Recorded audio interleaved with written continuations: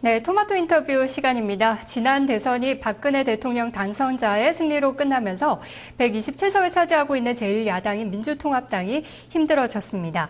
대선에서 패배한 직후에는 이 주류와 비주류로 나뉘어서 계파 간의 책임론 공방이 벌어지기도 했는데요. 또 비상대책위원회를 꾸리는 과정에서도 누가 비대위원장을 맡을 것인지, 그리고 비대위의 성격과 기간에 대해서도 여러 잡음이 나왔습니다.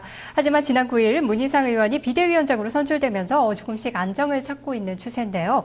자, 오늘은 박용진 민주통합당 대변인과 함께 이야기를 나눠보도록 하겠습니다. 안녕하세요. 네, 반갑습니다. 박용진입니다. 네, 오늘로 비대위가 출범한 지 20일이 지났는데요. 그간의 대선의 패배를 딛고 다시 일어서기 위해서 어떤 노력들을 해오셨는지 이야기 들어볼게요.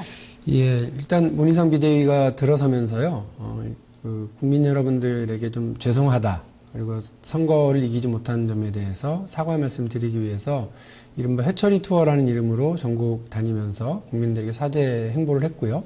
그리고 또 삼배 의식 같은 것도 진행을 했습니다. 그와 함께 이 대통령 선거 패배를 좀 정리하고 앞으로 나가기 위해서 3개 위원회를 설치를 했는데요. 대선평가위원회, 정치혁신위원회, 그리고 전당대회 준비위원회 3개 위원회입니다. 이 3개 위원회가 대선 평가하고 그리고 당의 앞으로의 과제, 그리고 전당대회를 치러나가기 위한 준비, 이 3가지 과제를 각각 진행을 할 것이고요. 대통령 선거가 단지 승리하기 위해서만 있었던 것이 아니잖아요. 그래서 국민들에게 약속했었던 여러 공약들을 저희가 선거에 승리하지는 못했지만 실천하기 위해서 대선 공약 실천위원회를 구성을 했고, 여기에서 제1보로 박근혜 당선인에게 지난 대통령 선거에서 여야의 공통 공약 부분에 대해서 함께 실천하자. 우리도 한 3개월 정도, 100일 정도의 기간 동안 이른바 신속 처리, 협조하겠다라고 하는 입장을 밝혔고요. 그래서 민생법안과 관련해서는 박근혜 당선인이 그렇게 하겠다고만 한다면 공통공약은 바로 입법할 수 있도록 저희도 같이 하겠습니다. 네, 세계위원회에 대해서 말씀해 주셨는데 아무래도 이 비대위 산하에 설치된 세계위원회 활동에 눈길이 많이 갑니다. 먼저 대선평가위원회의 경우에는 어떤 일들을 하게 되나요? 말 그대로 대선평가를 해요. 그래서 대통령 선거 패배 원인을 좀 정리를 해야 되겠죠. 그래야 앞으로 또 선거에서 지지 않을 것 같고요. 특히나 민주당으로서는 최근에 4개 큰 선거, 지방선거를 2010년 지방선거에서 이긴 걸 제외하고는 2007년 대선, 2008년 총선, 그리고 2012년에 총선 대선은 모두 다 패배한 전국선거를 그런 쓰라린 경험이 있기 때문에 당이 도대체 왜 이렇게 계속 패배를 하고 있는지를 잘 점검하고 정리를 해야 될 것 같습니다. 지난해 안철수 전 대선 후보를 통해서 새로운 정치에 대한 열망들이 많이 표출이 된 것 같습니다. 정치혁신위원회에서는 또 어떤 논의가 이루어지고 있나요? 말씀하신 대로 안철수 현상이라고도 이야기하는 것이 새정치에 대한 열망이었어요. 근데 그 부분에 대해서는 문재인 후보와 안철수 후보가 새정치 공동선언문이라고 하는 것을 발표함으로써 공동의 과제를 또 제시를 했죠. 근데 이 부분이 선거를 패배함으로써 다 또 실종되는 거냐? 그렇지 않다. 그래서 다시 한번 정혜구 교수를 위원장으로 하는 정치혁신위원회를 가동시켜서 거기에서 우리 정치가 민주통합당이 실천해 가야 할 새정치의 과제가 무엇인지 다시 정리해서 발표하기로 했고요. 오늘 그 첫 번째로 이 국회의원의 기득권 내려놓기, 정치권의 기득권 내려놓기 일환으로 대선 기간에 이미 약속을 했던 국회의원 세비 30% 삭감에 대한 법률 개정안을 첫 번째로 과제로 실천한다라고 하는 내용이 발표가 되었습니다. 네, 앞에 두 위원회가 평가 그리고 혁신을 담당하고 있다면은 전당대회 준비위원회는 차기 당권 향방을 좀 예측할 수 있는 전당대회 룰을 두고서 또 고민이 많을 것 같은데요. 일단 전당대회 시기는 언제쯤이라고 보시는지, 그리고 또 지난해 실시했던 모바일 국민 경선을 좀 폐지해야 되지 않느냐라는 목소리도 있는 것 같은데요. 거기에 대한 전망도 부탁드릴게요.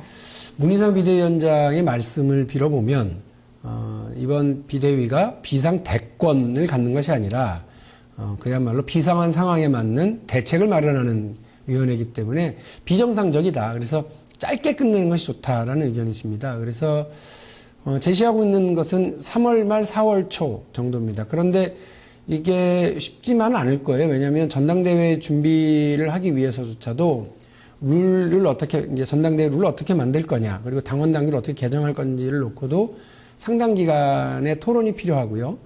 또 다다음 주면 이미 이제 다음 주 말이면 설 아닙니까? 예, 설이 또 있어서 중간에 분위기가 한번 흐트러지기 때문에 더 늦어질 수는 있겠습니다만 지금 비대위가 목표라는 것은 3말 4초다. 이거 말씀드릴 수가 있고요. 모바일과 관련해서도 아주 뜨거운 논란이 예상이 되는데 이번 전당대회 준비와 관련해서 3대 포인트가 있습니다. 제가 아마 이 코너가 정치인이 처음 나오는 코너라고 그러니까 보너스를 하나 드리면 네. 3가지 포인트입니다. 모바일을 계속 유지할 것이냐 말 거냐. 그리고 이번에 뽑는 새로 뽑게 되는 지도부가 그 기간을 한명숙 전 대표의 자녀 임기인 8개월로 할 거냐, 내년 1월까지로 할 거냐, 아니면 새로 그 당원을 개정해서 2년으로 할 거냐를 놓고도 약간 견해가 있고 그걸 가지고 논의가 진행될 것 같고요. 마지막으로는 지도체제입니다. 지금의 지도체제는 이른바 집단 지도체제라고 그래서 6명의 최고위원을 뽑고 다득표 순으로 이렇게 역할을 나누긴 합니다만 각각이 n분의 1, 6분의 1 정도의 이런 권력과 권한을 갖는다고들 이해를 하고 있죠. 그런데 이 체제를 단일 지도체제 혹은 단일성 지도체제라고 그래서 대표를 뽑고 최고위원을 뽑되 대표가 전권을 갖는 그런 역할을 할 거냐로 바뀌어야 된다는 얘기가 있습니다. 그래야 힘을 갖고 혁신 과제를 주도할 수 있지 않을까라는 거기 때문에요. 3가지 포인트는 모바일, 임기, 그리고 지도체제 이 3가지가 있습니다. 네. 이 부분과 관련해서 적극적으로 좀 아마 논의가 진행될 것 같습니다. 네, 일단 비대위 출범 이후에 그 새 위원회 관심이 높을 것 같아서 질문을 좀 드려봤는데요. 일단 대변인께서는 진보 정치를 좀 오래 하시다가 민주통합당이 탄생을 하면서 합류를 하셨는데 휴유증을 겪고 있는 민주당이 어떻게 변해야 할 것인지에 대해서 좀 견해를 밝혀주신다면요. 국민 여러분들이 민주당 그러면 믿고 신뢰할 수 있는 정당이라기보다는 이명박 정부가 너무 미워서 혹은 새누리당 정권이 너무 잘못하니까 그것을 응징하기 위해서 선택하는 정당으로 보고 있지 않은가라고 하는 생각이 있습니다. 다시 말해서 자기 스스로 빛을 내지 못하고 빛을 반사하는 역할만 하고 있는 거죠. 정당이 그렇게 돼서는 안 된다고 봅니다. 많은 분들이 민주당이 좀 신뢰를 하기가 어렵다. 정당으로서 자기 의지와 가치, 노선, 정책 공약 이런 것들이 불분명하다.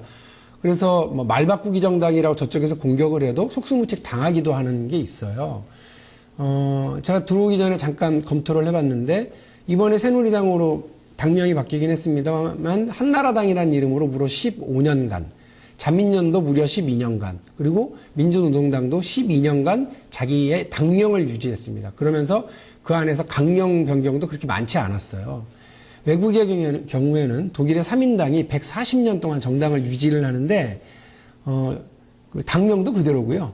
지도체제는 사람이 계속 바뀔 수밖에 없으니까 하지만 지도체제의 가장 큰 변화가 거기는 이제 강령이에요. 근데 강령을 140년 동안 8번밖에 바꾸지 않았습니다. 근데 우리는 민주당은 8년 동안 열린 우리당부터 지금까지 치면 8년 동안 무려 14번, 최근에 3번을 더 합치면 17번을 이 지도부를 교체를 계속 해왔습니다. 강령은 수시로 바뀌었고요.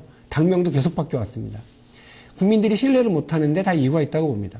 정당이라고 하는 것은 권력 쟁취를 목표로 하고 그걸 통해서 자신의 강령을 실현하려고 하는 건데 강령을 실현할 강령의 내용이 뭔지를 국민들이 잘 신뢰하지 못하고 정치 세력으로서의 그 지극한 자기 본질, 정치의 본질이 세상을 변화시키기 위한 건데 세상을 변화시키기 위한 그 열정과 지극한 그 관심, 에너지 이런 것들을 모아내는 정당으로서의 꼴을 제대로 갖추지 못한 것이 신뢰를 주지 못한 것의 가장 큰 원인이라고 보고 그것이 대선 패배의 원인이라고도 생각되거든요. 민주당이 앞으로 변화해야 된다고 한다면 정당으로서의 자기 역할, 본질 이런 것을 잘 유지하고 관철시킬 수 있기 위해서 그런 체제를 갖도록 노력하는 것이 필요하다. 그래서 민주당 그러면 무엇을 하기 위한 정당인지 가치, 노선, 정책이 좀 분명해져야 된다는 생각이 듭니다. 네. 민주당 바깥의 현안들도 좀 살펴보도록 하겠습니다. 일단 박근혜 당선자가 지난주에 김용준 인수위원장을 초대 국무총리 후보자로 지명을 했습니다. 여기에 대한 입장 그리고 차기 정부 출범을 앞두고 있는 가운데 민주당의 자세는 어떤가요? 일단 협력할 건 협력하겠다는 겁니다. 아까 말씀드린 것처럼 공통공약은 좀 빠르게 좀 진행하자. 민생과 관련된 것들은 서로 협력해서 조금 차이가 있더라도 빨리빨리 진행하자. 이런 것에 자세를 가지고 있습니다. 그런데 저는 야당입니다. 야당이라고 하는 것은 견제와 견제와 비판, 이것이 자기 역할입니다. 그래서 야당이 이 역할도 분명히 할 겁니다. 이동우 후보자 같은 경우요, 박근혜 당선인이 일종의 낙마했다, 뭐 이렇게 낙점시켰다는 얘기가 있습니다. 저는 낙마시켜야 되겠더라고요. 이거 자격이 안 되는 분이니까 최대한 그렇게 했죠. 김용준 그 총리가 지명되었을 때, 총리 후보자로 지명됐을 때에도 저희가 이분이 책임 총리로서 맞나라고 하는 의구심이 들었습니다만 그 부분에 대해서 좀 이렇게 너무 박하지 않게 평가를 하고 있었습니다. 그래서 청문회가 열리면 지난번에 이동국 후보자도 좀 세게 했으니까 이번에는 좀 자세를 뭐 자질과 자격이 되면 좀 해주는 걸로 생각을 했습니다만 지금 판단은 2번 낙마시키면 안 된다고 하는 과유불급에서 어쩔 수 없다. 도덕적인 문제가 제기된 만큼 임전무퇴의 자세로 임하려고 합니다. 네. 쌍용자동차 국정조사 실시를 가지고도 여야가 이견을 보이고 있는데요. 이로 인해서 임시국회도 또 열리지 못하고 있는데 언제쯤 정상화가 될 거라고 보십니까? 어제 저희가 다시 쌍용차 국정조사와 관련해서 2+3 여야형 협의체 구성을 좀 제안했는데 여당이 뭐 이런 거에 대해서 이런 제안 그냥 거부하고만 말고 다른 협조나 새로운 대안을 내놓지 못하고 있네요. 그런 부분이 좀 안타깝습니다. 2월 국회는 빨리 열도록 좀 노력을 하도록 하겠습니다만 여당의 자세가 좀 빨리 변화됐으면 좋겠습니다. 네. 끝으로요. 박근혜 당선자에게 이것만은 꼭 바란다 하는 말씀이 있으면 한 말씀 해주시죠. 저는 제일 끔찍한 박근혜 정권에 대해서 제일 끔찍한 평가는 구관이 명관이다. 이런 얘기를 듣는 겁니다. 이명박 정권이 더 그립다. 이런 평가를 듣지 않았으면 좋겠고 박근혜 당선인이 약속했던 바를 잘 실천해 주신다면 국민들을 위해서 성공하는 정부를 만드는 것이 야당으로서도 필요한 일이라고 생각을 합니다. 그리고 그 위해서 저희는 또 저희 역할을 또 하려고 할 텐데요. 박근혜 당선인이 그렇게 가신다면 저희도 협조하고 함께 하겠습니다. 네, 오늘 말씀 고맙습니다. 네, 감사합니다. 네, 우리 시장 흐름, 아직까지 약수 진행되고 있습니다. 남은 시간들 전략 잘 세우시기 바랍니다. 고맙습니다.